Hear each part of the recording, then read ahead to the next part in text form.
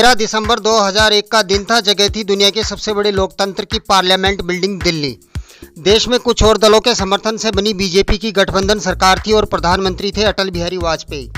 संसद का शीतकालीन सत्र चल रहा था, लेकिन 1999 में हुए कारगिल युद्ध के दौरान शहीद हुए जवानों के लिए बड़ी तादाद में ताबूत खरीदे गए थे और इस खरीद में एक घोटाला सामने आया था जिसे ताबूत घोटाले के नाम से जाना गया। अब यहाँ देखिए आप, इस भ्रष्टतंत्र का नैतिक स्तर कितना गिर गया था कि उन्होंने शहीदों को भी नहीं छोड़ा। इस मुद्दे पर संसद में विपक्ष ने हंगामा खड़ा कर दिया था, जिस कारण संसद के दोनों सदनों को 40 मिनट के लिए स्थगित कर दिया गया था। 13 दिसंबर 2001 की सुबह करीब 11:25 हुए थे। तभी 5 लोग गृह मंत्रालय का स्टिकर और लाल बत्ती लगी हुई सफेद एम्बेसडर में आते हैं और ताबड़तोड़ गोलियां बरसाना शुरू कर देते हैं। ये सभी खतरनाक असॉल्ट राइफल AK-47 और हैंड ग्रेनेड से लैस होते हैं। इस हमले में संसद के एक कर्मचारी समेत 9 सुरक्षाकर्मी शहीद हो जाते हैं तथा 16 जवान घायल हो जाते हैं। हमले के समय संसद परिसर में गृह मंत्री लाल कृष्ण आडवाणी, कई और केंद्रीय मंत्री और सांसदों समेत लगभग 200 लोग मौजूद थे। हालांकि हमले से पहले प्रधानमंत्री अटल बिहारी वाजपेयी संसद से अपने आवास के लिए निकल चुके थे। हमले के बाद सुरक्षा कर्मियों ने काउंटर अटैक में 5 आतंकियों को मार गिराया और संसद तथा संसद के अंदर मौजूद सभी मंत्री और सांसद सुरक्षित बचा लिए गए। जैसे ये खबर टेलीविजन और रेडियो पर प्रसारित हुई, पूरा भारत सकते में आ गया। लोग यकीन नहीं कर पा रहे थे कि कोई इतना बड़ा दुस्साहसिक कदम उठा सकता है। अब सवाल उठता है, इस हमले के पीछे कौन था? इतना बड़ा हमला होने वाला है, इसका इंटेलिजेंस एजेंसियों को पता क्यों नहीं चला? कैसे ये आतंकी हमारे सिक्योरिटी सिस्टम को धत्ता बताते हुए संसद में घुस गए? आतंकियों की संख्या से कई गुना ज़्यादा संख्या में सुरक्षाकर्मी होते हुए भी इन 5 आतंकियों ने हमारे 9 सुरक्षाकर्मियों की जान कैसे ले ली? हम कहाँ नाकाम हुए? इन सब के बारे में विस्तार से बात करेंगे, लेकिन इससे पहले आपसे एक अनुरोध है, हमारे चैनल नॉलेज टैबलेट को सब्सक्राइब करें और बेल आइकन को प्रेस करें। हमले के बाद जांच में पता चला कि हमला करने वाले 5 आतंकियों के नाम मोहम्मद, हमजा, हैदर, राजा और राना थे। ये 5 आतंकी पाकिस्तानी नागरिक थे तथा आतंकवादी संगठन जैश-ए-मोहम्मद से ताल्लुक़ रखते थे और उन्हें हमला करने के लिए भारत में जैश-ए-मोहम्मद के टॉप कमांडर गाजी बाबा ने भेजा था, जिसे कि बाद में कश्मीर में हुए एक बड़े ऑपरेशन में BSF ने ठिकाने लगा दिया था। जबकि इन हमलों का मैन मास्टरमाइंड जैश-ए-मोहम्मद का सरगना मौलाना मसूद अजहर था। मारे गए एक आतंकी के पास एक मोबाइल मिलता है जिसमें कुछ नंबर मिलते हैं और इसी आधार पर कड़ी से कड़ी जोड़ते हुए जांच एजेंसी 4 लोगों को आरोपी बनाती है। दिल्ली यूनिवर्सिटी के प्रोफेसर AR गिलानी, अफजल गुरु, शौकत और उसकी पत्नी अफशा गुरु, इन सब पर मुकदमा चलाया जाता है, जिसमें लोअर कोर्ट अफजल गुरु, शौकत और प्रोफेसर गिलानी को फांसी की सज़ा तथा शौकत की पत्नी अफशा गुरु को 5 साल की सज़ा सुनाती है। अफशा गुरु इस हमले में सिर्फ इतना रोल निभा रही थी कि उसे इस हमले के बारे में जानकारी थी, लेकिन उसने हमले के बारे में पुलिस को बताया नहीं। इस फैसले को इन लोगों ने हाईकोर्ट में चुनौती दी, जिसके बाद हाईकोर्ट ने सबूतों के अभाव में प्रोफेसर गिलानी को बरी कर दिया तथा शौकत की सज़ा फांसी से बदलकर 10 साल कर दी गई। अफशा गुरु को वही 5 साल की सज़ा तथा अफजल गुरु की फांसी की सज़ा बरकरार रखी गई।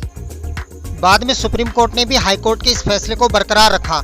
अफजल गुरु इस हमले में कोऑर्डिनेटर का रोल निभा रहा था। उसने गाजी बाबा के कहने पर मारे गए 5 आतंकियों को दिल्ली लाने और रहने की व्यवस्था की और हमले में इस्तेमाल करने के लिए एम्बेसडर कार दिलवाई तथा रेकी करवाई। लेकिन इस हमले का सबसे बड़ा गुनहगार जैश-ए-मोहम्मद का सरगना मसूद अजहर सीमा के उस पार पाकिस्तान में खुलेआम घूम रहा था, जहां तक सरकार और एजेंसियों के हाथ नहीं पहुंच सकते थे। इसलिए सुरक्षा एजेंसियों और सरकार ने अपनी नाकामी छुपाने के लिए अफजल गुरु को तुरूप के इक्के की तरह प्रोजेक्ट किया। इसका अर्थ ये कतई नहीं है कि अफजल गुरु निर्दोष था, वह दोषी था, लेकिन तुरूप का इक्का नहीं था। आखिरकार अफजल गुरु को अपने किए की सजा मिली और 9 फरवरी 2013 को उसे दिल्ली की तिहाड़ जेल में फांसी पर टांग दिया गया। सरकार और सुरक्षा एजेंसियों ने इसका एडवांटेज लेने की भरपूर कोशिश की और एक दूसरे की पीठ भी ठोकी। जहां तमाम लोग इस घटना को संसद पर हमले को असफल करने और दोषियों को सजा दिलवाने की कामयाबी के तौर पर देख रहे थे, लेकिन असल में सरकार और एजेंसियों के लिए ये सब टोटल फेलियर था, जिसके कुछ ठोस कारण भी मैं आपको बताऊंगा।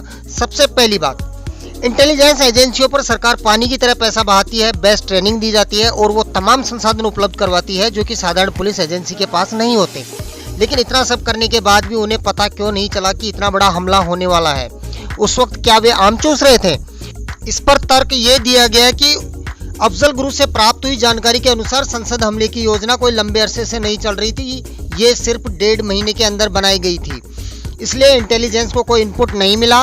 दोस्तों, मेरा मानना है कि ये सिर्फ अपने फेलियर को जस्टिफाई करने का बहाना मात्र था। बात नंबर 2, भारत लंबे अरसे से आतंकवाद से जूझ रहा है और आतंकवाद की समस्या से जूझ रहे देश की सुरक्षा उसी लेवल की होती है, लेकिन नहीं, हमारे यहाँ तो मजाक चल रहा था। एक तो दिल्ली देश की राजधानी यानी पूरे देश का पावर पॉइंट, ऊपर से भारत की सबसे संवेदनशील जगह भारत की संसद, जहाँ से पूरा हिंदुस्तान कंट्रोल किया जाता है। अब सोचिए कि वहाँ की सुरक्षा कैसी होनी चाहिए थी।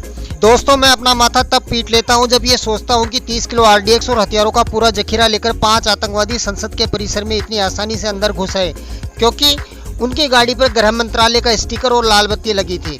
दोस्तों, जिस देश में नकली करेंसी छापी जा सकती है और वहाँ गृह मंत्रालय का स्टिकर बनाना कौन सी बड़ी बात है। अरे ये स्टिकर तो कहीं भी किसी भी छोटी सी प्रिंटिंग प्रेस में तैयार किया जा सकता है। लाल बत्ती भी हिंदुस्तान में चाहे जहां से और कितनी भी संख्या में खरीदी जा सकती हैं, और सफ़ेद एम्बेसडर कार कबाड़ के भाव में कहीं भी मिल जाएगी।